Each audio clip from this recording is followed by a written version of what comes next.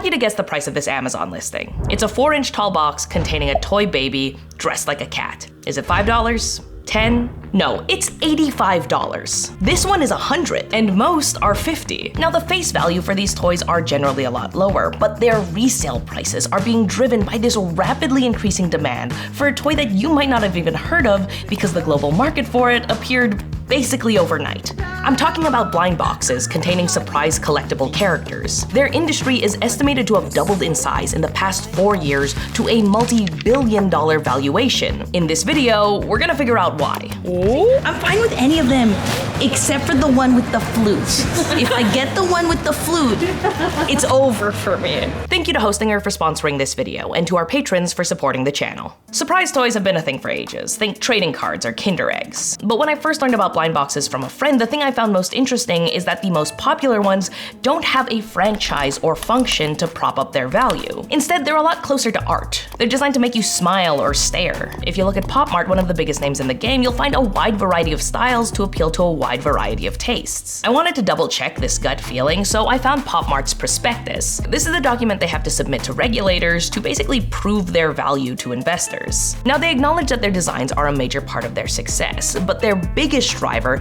is actually how they sell them. While other product categories like action figures and accessories grew around 30% on average per year, blind boxes grew at around 143%. But surprise toys have been a thing for ages. Japanese gachapon, the direct predecessor to blind boxes, have been around since the 60s. So what's changed? Why is this industry experiencing such explosive growth right now? Like, I went to the airport the other day and the gift shop was just full of them. What is going on? To figure it out, I spent the next few days making my own blind box collection. Kinda. So I'm usually down to bite off more than I can chew, but figuring out a global supply chain for 3D minifigures, that might be a bit much. So I made a website with my Hostinger business plan, which currently has a Black Friday sale of 80% off, with a little something extra if you use code AnswerInProgress at checkout. Anyway, I made this website to help us understand the mechanisms behind blind boxes. Starting with IP, or intellectual property. While there are now blind boxes for mainstream franchises, the most popular are usually an original character or cast with a specific design language. In our case, I made a floating brain in a jar. I think they're cute. I'm calling it a brain dump, and all of the ones I designed are part of a release series. It's a collection of 6 to 12 designs unified by a theme that can be seen on the packaging. However, there is usually one hidden or secret design that is still in theme, but you don't know what it looks like. So in our case, the theme is character archetypes, and the secret is a secret. Bruh. Now, the catch is that all of these designs are placed into identical packaging, so theoretically, you're blind to what you're getting until you buy and open it. Theoretically. Now, in reality, people will usually shake or squish the packaging to feel like they have some sort of control over what they get. So to emulate that, I made a virtual claw machine. Check it out. Woo! Oh? Wow! Moving the claw doesn't actually do anything, but it feels like it does. I actually made a template and tutorial for this widget that we're gonna include in the next newsletter, in case you wanna make your own with custom designs. And if you use Hostinger, you'll have everything else you'll need at a fraction of the usual cost. A free domain, free email, managed WordPress hosting, or the Hostinger website builder where you can embed your widget. Hostinger has been a really consistent sponsor of the channel, and that helps us out a ton. So if you wanna support the folks who support us, give them a try. Go to hostinger.com/answerinprogress or click the link in the description to shop Hostinger's biggest ever Black Friday sale, and use code AnswerInProgress at checkout to save even more. Anyway, there's one last thing about blind boxes. A secondary market for folks who want a specific design but can't find it or don't want to leave it to chance. So I've added a shop at the bottom of the page. It was super easy, I just needed to upload the files and connect our PayPal. However, I don't think anyone's gonna buy anything, because you can play the claw machine as much as you want for free. I know, that seems like a bad idea. It's just,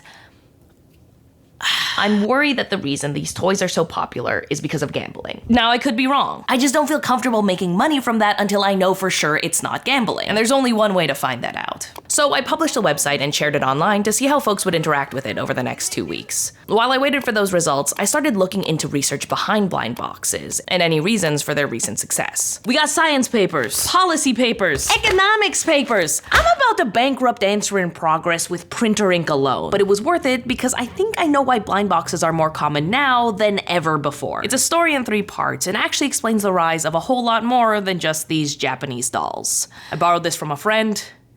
It was $50. So first we need to talk about social capital, because even though there are a lot of different types of blind box toys, they are usually purchased by the same kind of person. The type of person who looks into store windows like this and goes, "Ooh, you know who you are." This Mob Tech report defined that as a woman between 18 and 34 who lives in or close to a metropolitan city. Now look at me. Look at where I am. I have a problem. I think the reason that these toys really clicked with me and so many people like me is that they are intensely nostalgic. I just get reminded of being a kid, saving up for those Winnie the Pooh keychains, or craving a McDonald's Happy Meal, or even playing those online dress-up games. And that nostalgia is really important because around the 2020s, the phrase healing your inner child became increasingly popular online. I guess something happened in 2020 that made people really start to evaluate their lives. Anyway, folks started finding comfort in the things that they loved as kids. If it wasn't blind boxes, then it was Pokemon cards or Squishmallows. I'm guessing these things had just the right value for their price point, that people could get them as a little treat without feeling too bad. People sharing their excitement online served as the best unintentional advertising these brands could have asked for. They even showed how it could be a social experience to unbox these toys online or with friends. It's how I learned about them, and it made me want to be a part of this in-group. But I probably wouldn't even consider buying one if it wasn't for demand optimization. When I have to make a choice, it can take forever. For example, I know I need food, I know I have $20, but I don't actually know what to order. Blind boxes simplify this decision by reducing the amount of thought I need to make a choice. And it's great for companies because not only do they get people like me, they also get to offer more options that a person might specifically crave. But they don't need to figure out the specific demand for any single design because everyone is just buying a chance at it. So companies may be able to sell more with less effort and risk. If they do end up with extra stock that they want to get rid of, they could just stuff it into a clearance bag and lower the price. For many, the potential to get what they want at a discount is worth the risk. These benefits at least partly explain why so many more companies have started selling blind boxes or something similar. However, there is one more reason why so many more consumers and companies have started to gravitate toward this style of product. Let's go gambling! Aw, dang it. Intermittent reinforcement, or a variable schedule of reinforcement, is when an action leads to a reward. Sometimes. Our brain chemistry loves that unpredictability, sending a burst of dopamine if the reward hits, or tempting us to chase until it does. Especially since we can feel like we're due for a reward if we fail enough times in a row. That cognitive bias is called the gambler's fallacy, because when the reward is worth money, the action counts as gambling. At least in a few countries, like the Netherlands or the UK. That means that blind boxes are technically gambling. If you want to talk gambler's fallacy, Pop Mart's prospectus found that 70% of their market would be willing to buy 3 or more blind boxes to get a specific design. Now, there aren't any specific regulations around blind boxes. The closest comparison is video game loot boxes. However, learning what gambling is on a technical level made me realize that it is way more prevalent in our lives than I originally expected. Because your attention is worth money. It's why sponsors pay us to talk about them, because we have your attention. Hopefully. But you're probably gambling it away all the time. Whether it's endless scrolling, swiping, or just checking your notifications. You're spending all that attention in hopes something catches your eye. So gambling is a bit of a spectrum, and regulators are still deciding where to draw the line. Recent shifts are being fueled by research linking gambling-like activities to future problems, especially for those who start young. So here's my hypothesis. Even though blind boxes are trendy among certain consumers and operationally efficient for certain companies, the real reason why the blind box industry has exploded over the past few years is simply because the product is addictive. Not good, but that's just a hypothesis. So I went back to the data from my brain dump website to see how well it holds up. In order to do that, you should probably know that the economic definition of an addiction is when doing something today causes you to want to do it more in the future. In a casino, that might mean spending more money. That killed a few dogs. But in my game, I'm gonna define it as playing more. So I looked into the behavior of 2,600-ish unique visitors to the site and found that approximately 1,700 played more than once. I say approximately because a couple of you Kobayashi Maru'd me and decided to spend a little more time in the developer console instead of playing my fun game. This is what I get for making stuff for nerds. But I digress. If we plot the amount of times unique users collected a brain, we'd find this, where most people only played a handful of times, but a rare few got really into it. In order to understand this behavioral divide, I decided to do something stupid and read the comments section. Oh my god. There were a lot of them. A vast majority played the game for its novelty, which wore off after 1 to 2 pulls. But the people who stuck around had a mission. They wanted to collect every design, especially the secret brain. For context, 15 people bought the secret brain design. That's cash money. While 459 people got it in the game despite the odds. They wanted to feel like they earned it, and it made me realize that for some people, blind boxes aren't just a means to an end.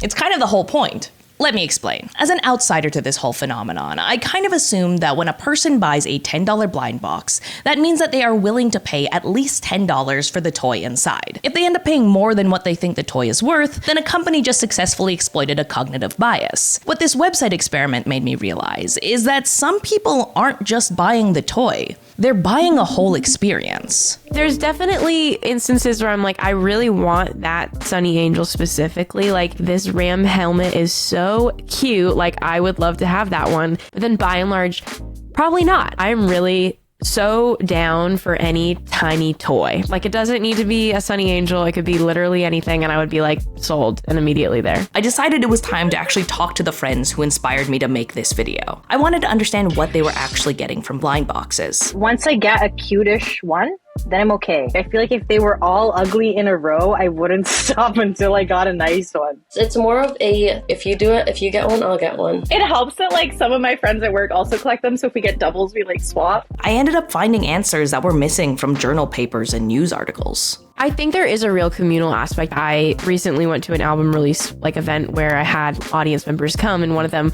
knows that I like blind boxes and brought me Smisky duplicates that she had because she was like, you should take one. I know you like these. And I'm like, absolutely. I like buying stuff, but you don't want to choose. But if you get a blind box, you don't have to choose. I would stare at them and be like, which one do I pick, for so long that I would get overwhelmed and leave. It's like a little bit more joyful than just like, I bought a cat. I also give them as gifts to other people because they make me so happy. Why would I not, bestow that honor to somebody else? This one is the very first one I got a gift from my brother, and I wanted the pink one. I manifested it. My very first one. So this is what started my addiction because I got the one that I wanted. And I realized that in order to actually answer my question of why blind boxes have become so popular, I needed to get one myself. I gathered up some friends and went to the Asian mall, where toy stores and blind boxes were all over the place. Having this is so much fun. I feel like a dad. I immediately got a deeper understanding of blind boxes, starting with the fact that they were art. Not just by definition, some pieces were so detailed and beautiful, and seeing them displayed as a set was kind of mesmerizing. Once I was inside the shops, I found myself doing the same mental calculus I've been reading about for the last 2 weeks. I looked for a series that maximized the most designs that I wanted. They're so angelic. And then I spent the next 20 minutes overthinking which specific box to buy. Guys, help me figure out I want this one. So we need a weird in-between amount of shake. He's sitting. He's probably like normal, but he doesn't feel heavy enough. Oh, there's a weight component. I don't know anymore, man. I don't know anymore. Literally, I'm an idiot. Why did I get into this? Right before unboxing them, I realized that all of my friends had designs that they really wanted, and I just had one that I really didn't. I spent about 20 bucks. I want this guy with the cat. If I don't get it, I will be so sad. Actually, I'm fine with any of them except for the one with the flute. If I get the one with the flute, it's over for me. So of course, do you have a flute? I got it. To be totally honest, in that moment, all of my intellectual understanding of the subject just flew out the window. Me and Jade are happy. Jade.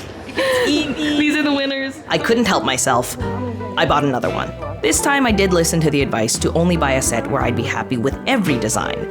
And I was. But after the whole experience, deep down, I had a feeling. I don't think that this is good for us. So it's been a few days since my trip to the mall, and I just want to say, I love my Smiskies! they are so cute. I am obsessed with them.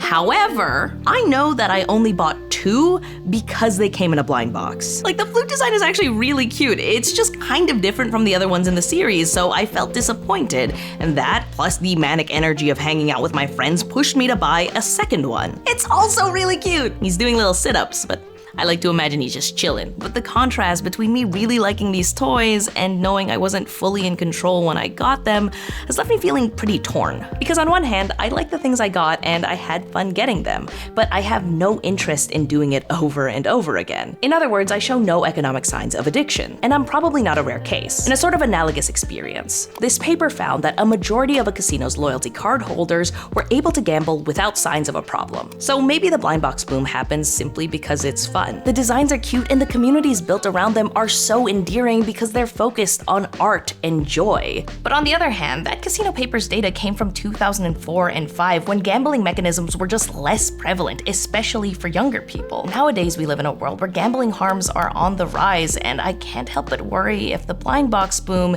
is a part of the problem. Like, what if it is just another step in the gateway leading many people to shift money away from their savings to make a sports bet? I don't know the right answer. It's probably a mix of both. But I'm curious to know what you guys think is driving the boom. I think we could have a really interesting discussion in the comments. But if you want a cute design that isn't left up to chance, we are selling a sticker sheet with all of the brain designs, including the secret one, in our shop right now. If you enjoyed this video and you want to help us keep making more like it, supporting us on Patreon or buying merch is one of the biggest ways you can help. But either way, have a lovely day.